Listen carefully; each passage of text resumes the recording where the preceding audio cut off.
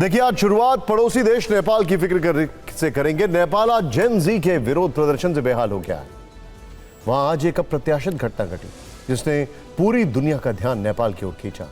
नेपाल में पहली बार रील्स के लिए सड़क पर खूनी संग्राम हुआ और हैरानी इस बात की है कि इस खूनी संग्राम में भ्रष्टाचार के आरोपों वाला तड़का भी लगा। नेपाल में आज 12,000 प्रदर्शनकारी सड़कों पर उतरे। काठमांडू समेत कई शहरों में जमकर तोड़फोड़ और आगजनी की। दोपहर को संसद के गेट नंबर 1 और 2 पर कब्जा कर लिया। कई प्रदर्शनकारी दीवार फांदकर संसद परिसर में घुस गए। सत्ता के पावर हाउस संसद में कोहराम मचाकर ओली सरकार और सेना को खुली चुनौती दी। सवाल यह है कि सत्ता विरोधी इस लहर की मुख्य वजह क्या है? सबसे बड़ी वजह है ओली सरकार का वो फैसला जिसमें कई सोशल मीडिया ऐप्स पर प्रतिबंध लगाया गया। यही कारण है कि नेपाल में पहली बार है जब महंगाई और बेरोजगारी के खिलाफ नहीं बल्कि रील्स ना बना पाने को लेकर सड़कों पर युवाओं का आक्रोश दिखा।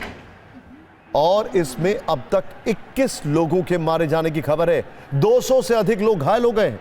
इसके बाद राष्ट्रपति आवास, उपराष्ट्रपति आवास, पीएम आवास के पास कर्फ्यू लगा दिया गया है। काठमांडू में इस समय भी कर्फ्यू है।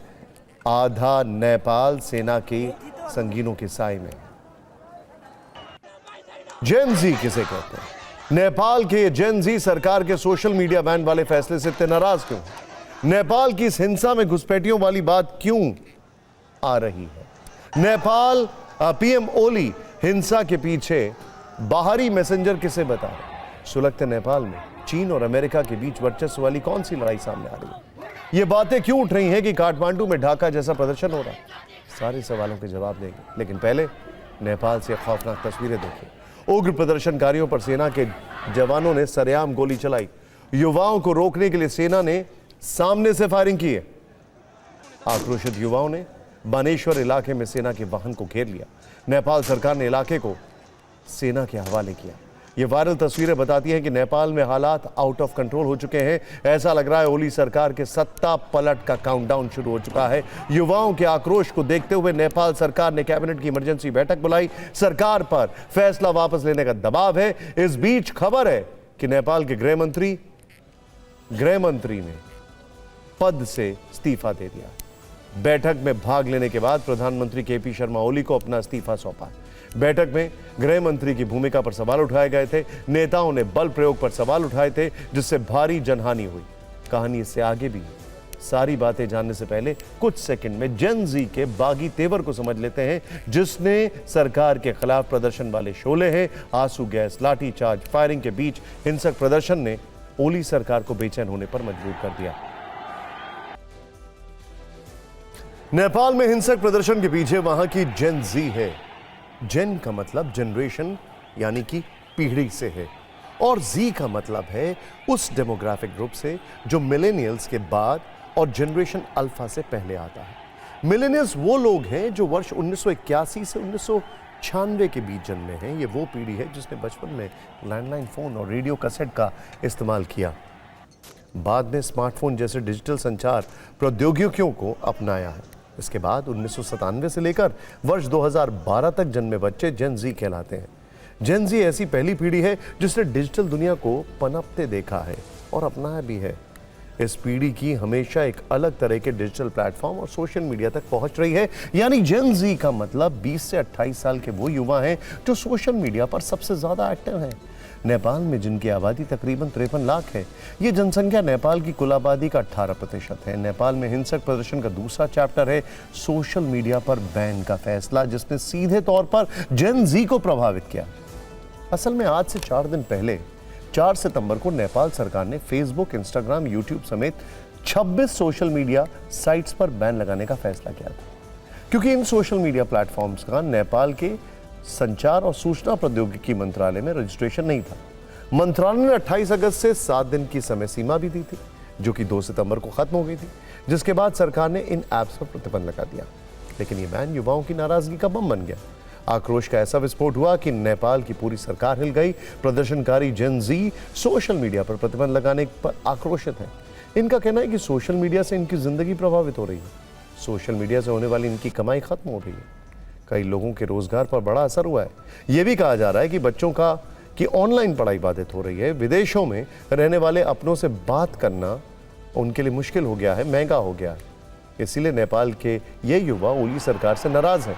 नेपाल के राष्ट्रपति, नेपाल के प्रधानमंत्री और नेपाल के बड़े बड़े नेताओं के पोस्टर हाथ में लेकर सड़क पर उतर रहे हैं। पोस्टर पर इन नेताओं की तस्वीर के साथ वांटेड लिखा है। मतलब ये कि इनके टारगेट पर नेपाल के राष्ट्रपति से लेकर प्रधानमंत्री तक है। यह तस्वीर ओली सरकार के लिए कई संदेश दे रही है। आंदोलनकारी छात्र सोशल मीडिया पर बैन लगाने वाले फैसले के साथ साथ भ्रष्टाचार जैसे मुद्दे पर भी आक्रोशित हैं। इनका गुस्सा इस बात को लेकर भी है कि नेपाल की सरकार चलाने वाले बूढ़े हैं। मतलब यहां बूढ़ी सरकार है। यह लड़ाई बूढ़ी सरकार और जेन जी के बीच की है।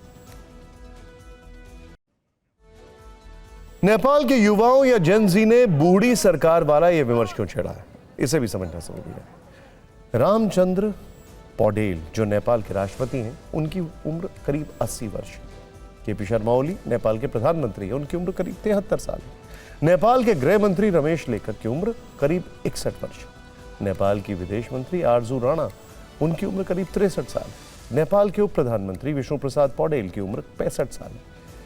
पृथ्वी सुब्बा गुरुंग जो नेपाल के सूचना एवं प्रसारण मंत्री हैं, उनकी उम्र करीब 67 साल है। नेपाल में हिंसक प्रदर्शन का तीसरा चैप्टर बाहरी ताकतों पर है, जिसे समझने के लिए टाइमलाइन जरा ध्यान से देखिए।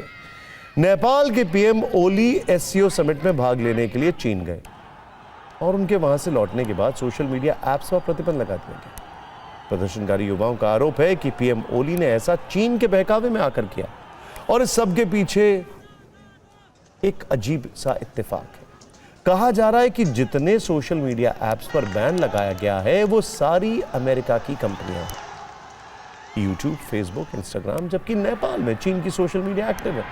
नेपाल में चीन के कई नए प्रोजेक्ट शुरू हुए हैं। कहा जा रहा है कि अमेरिका नेपाल में चीन के बढ़ते वर्चस्व से परेशान है।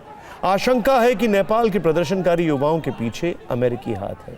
हालांकि नेपाल के आंदोलनकारियों का कहना है कि प्रदर्शनकारियों की भीड़ में कुछ घुसपैठिए भी थे, जिनकी एंट्री से प्रदर्शन हिंसक हो गया, उग्र हो गया। लेकिन पीएम ओली ने इस प्रदर्शन पर अलग इशारा दिया। कहा है कि जनता मैसेज नहीं समझ पाई, मैसेंजर के कहने पर हमले कर रहे हैं। कौन है ये मैसेंजर? क्या वो मैसेंजर अमेरिका ही है?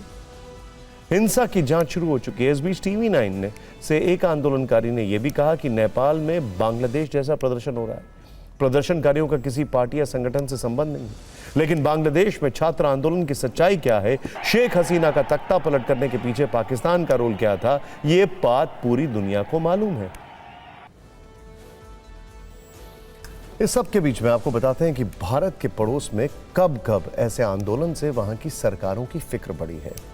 म्यांमार में 1 फरवरी 2021 को तख्ता पलट हुआ, जब म्यांमार की सेना ने सत्तारूढ़ party national league for democracy को सत्ता से हटा दिया।